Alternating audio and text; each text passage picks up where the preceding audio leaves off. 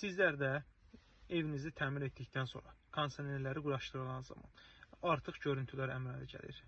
Mis borularının görünüşü mü desək, naqillərin görünüşü mü desək, evinizin görünüşünə həddindən artıq çox pis görsənir.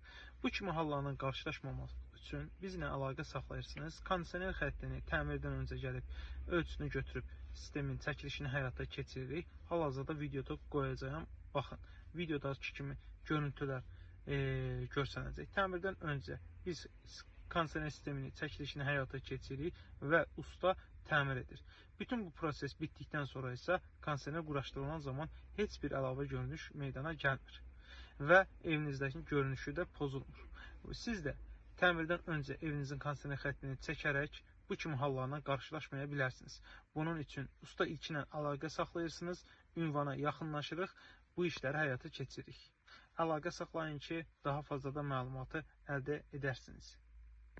Daha bir mənzildəyik. Kondisioner xəttlərin çəkilişini həyata keçirdik. Sonra usta üzərini tutdu.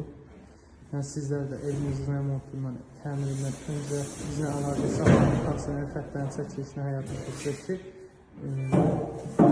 görüntülər meydana gəlməsin, evinizdə bağıntı söküntü olmasın. Hal-hazırda digər otaqdayıq. Burada da təmirdən öncə xəttlərin çəkilişini həyata keçirdik. Digər otağa keçəcəyik.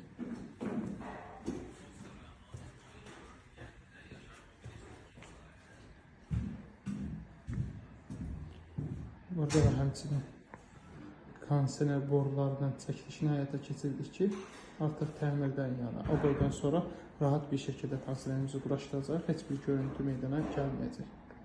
Digər otağa keçək. Bu otaqda da mis borularının çəkilişini həyata keçirmişik. Üzəri də usta tərəfindən örtülüb. Yəni sizlər də əlaqə saxlayın, təmirdən öncə mis borularınızın çəkilişini həyata keçirək.